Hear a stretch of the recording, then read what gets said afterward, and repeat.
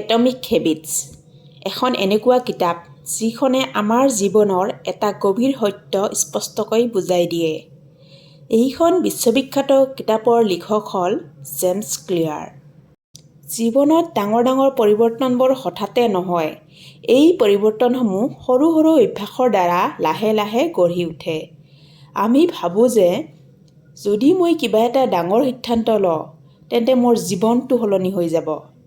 কিন্তু বাস্তৱত এয়া সত্য নহয়। সত্য এয়াই যে আমাৰ দৈনন্দিন অভ্যাসবোৰেই আমাৰ জীৱনৰ দিশ নিৰ্ধাৰণ কৰে। আপুনি যিবিলাক কাম প্ৰতিদিনে কৰে সেইবোৰে আপোনাৰ ভৱিষ্যত গঢ়ে। যদি আপুনি প্ৰতিদিনে অলপ অলপকৈ উন্নতিৰ পথত আগবাঢ়ি যায় তেন্তে কিছুদিনৰ পিছত সেই সৰু সৰু উন্নতিবোৰ মিলি ডাঙৰ ফলাফলৰ সৃষ্টি কৰিব। আৰু যদি আপুনি প্ৰতিদিনে অলপ অলপকৈ ভুল পথেৰে যায় তেনেহ'লে ই লাহে লাহে আপোনাৰ জীৱনটো বেয়াৰ দিশলৈ লৈ যাব। এই কথাখিনিকে কিতাপখনৰ জৰিয়তে লিখকে বুজাব বিচাৰিছে। সৰু অভ্যাসেই ডাঙৰ ফলাফল দেখুৱায়। 1% উন্নতিৰ শক্তি। কিতাপখনৰ আটাইতকৈ শক্তিশালী ধাৰণাটো হ'ল 1% ইমপ্ৰুভমেণ্ট। এইটো শুনিবলৈ খুব সৰু যেন লাগে, কিন্তু ইয়াৰ প্ৰভাৱ বহুত ডাঙৰ। ভাবকচোন, আপুনি যদি প্ৰতিদিনে কেৱল 1% ভাল হয়, এদিনত হয়তো কোনো বিশেষ পাৰ্থক্য দেখা নাযাব। দুদিনতো একো গম নাপাব। কিন্তু এমাহ, 6 মাহ বা এবছৰৰ পিছত সেই সৰু উন্নতিবোৰ একেলগে মিলি অবিশ্বাস্য পৰিৱৰ্তন সৃষ্টি কৰে। যেনেদৰে এজোপা গছ ৰোপণ কৰাৰ পিছত প্ৰথমতে একো উন্নতি দেখা নাযায়, কিন্তু সময়ৰ লগে লগে ই ডাঙৰ আৰু কঠিন হৈ উঠে। ঠিক সেইদৰে বেয়া অভ্যাসবোৰো ক্ৰমে বৃদ্ধি পায়। যদি আপুনি প্ৰতিদিনে কিছু সময় নষ্ট কৰে তেন্তে ই ক্ৰমে আপোনাক পিছলৈ টানি লৈ যাব।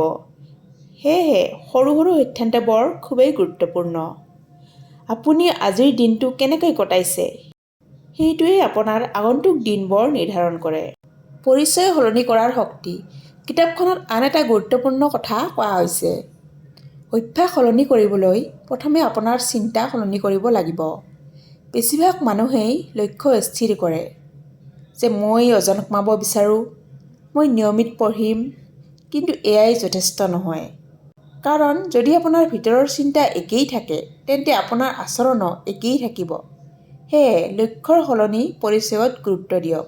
আপুনি নিজকে ক'ব লাগিব, মই স্বাস্থ্যৱান মানুহ, মই নিয়মিত পঢ়া মানুহ। যেতিয়া আপুনি নিজৰ পৰিচয় সলনি কৰে তেন্তে আপোনাৰ কামবোৰো সেইদৰে সলনি হয়। এইটো সঁচা যে মানুহে নিজৰ পৰিচয় অনুসৰি আচৰণ কৰে। অভ্যাসৰ গঠন। প্ৰত্যেক অভ্যাস একেটা চক্ৰৰ ভিতৰত গঢ়ে। এইটো 4টা ধাপেৰে গঠিত: সংকেত, ইচ্ছা, প্ৰতিক্ৰিয়া, ফল। উদাহৰণস্বৰূপে, আপুনি ফোনৰ শব্দ শুনে কিউ, তাৰ পিছত চাবলৈ ইচ্ছা হয় ক্ৰেভিং, আপুনি ফোন খোলে ৰেছপন্স, আৰু কিবা নতুন দেখি সন্তুষ্টি পায় ৰিৱাৰ্ড। এই চক্ৰ বাৰে বাৰে ঘটিলে ই অভ্যাসত পৰিণত হয়। যদি আপুনি এই চক্ৰটো বুজে তেন্তে আপুনি নিজৰ অভ্যাস সহজে সলনি কৰিব পাৰে। ভাল অভ্যাস গঢ়াৰ নিয়ম। কিতাপখনত ভাল অভ্যাস গঢ়াৰ 4টা সৰল নিয়ম উল্লেখ কৰিছে। স্পষ্ট কৰক, মেক ইট অবভিয়াছ। যি অভ্যাস কৰিব বিচাৰে সেইটো চকুত পৰা কৰক, আকৰ্ষণীয় কৰক। যদি কামটো ভাল লাগে তেন্তে আপুনি বাৰে বাৰে কৰিব। সহজ কৰক, সৰুৰে পৰা আৰম্ভ কৰক। বেছি ডাঙৰ কাম কৰিলে আপুনি ক্লান্ত হৈ যাব। সন্তোষজনক কৰক, কাম কৰাৰ পিছত নিজকে ভাল অনুভৱ কৰাওক। বেয়া অভ্যাস এৰাৰ নিয়ম। এই নিয়মবোৰ ওলোটাই ব্যৱহাৰ কৰক। লুকুৱাই ৰাখক, আকৰ্ষণ কমাওক। অসন্তোষজনক কৰক, যেনে আপুনি ফোন বেছি ব্যৱহাৰ কৰে তেন্তে ফোন দূৰত ৰাখক। যদি আপুনি অস্বাস্থ্যকৰ খাদ্য খায় তেন্তে সেইটো ঘৰত নাৰাখিব। নিয়মানুৱৰ্তিতাৰ শক্তি। কিতাপখনত কোৱা হৈছে যে নিখুঁত হ'ব নালাগে, নিয়মিত হ'ব লাগে। আপুনি মাত্ৰ এদিন কঠোৰ পৰিশ্ৰম কৰি তাৰ পিছত এৰি দিলে কোনো লাভ নাই। কিন্তু যদি আপুনি প্ৰতিদিনে অলপ অলপকৈ কাম কৰে তেন্তে ই ডাঙৰ ফল দিব। যেনে প্ৰতিদিনে 10 মিনিট পঢ়া। এইটো সহজ, কিন্তু এবছৰৰ পিছত ই ভাল ফলাফলৰ ফালে আগুৱাই নিব। সময় আৰু ধৈৰ্য্যৰ ভূমিকা। বহু সময়ত আপুনি বহুদিন চেষ্টা কৰে কিন্তু কোনো ফল দেখা নাপায়। এই সময়টো খুবেই কষ্টদায়ক, হতাশাই আগুৰি ধৰে। কিতাপখনত এইটোকে কোৱা হৈছে ভেলি অফ ডিসএপইণ্টমেণ্ট। বেছিভাগ মানুহেই এই সময়তেই হাৰ মানে, কিন্তু যিয়ে এই সময় পাৰ কৰে সেই মানুহেই সফল হয়। সেয়ে ধৈৰ্য ধৰা খুবেই গুৰুত্বপূৰ্ণ।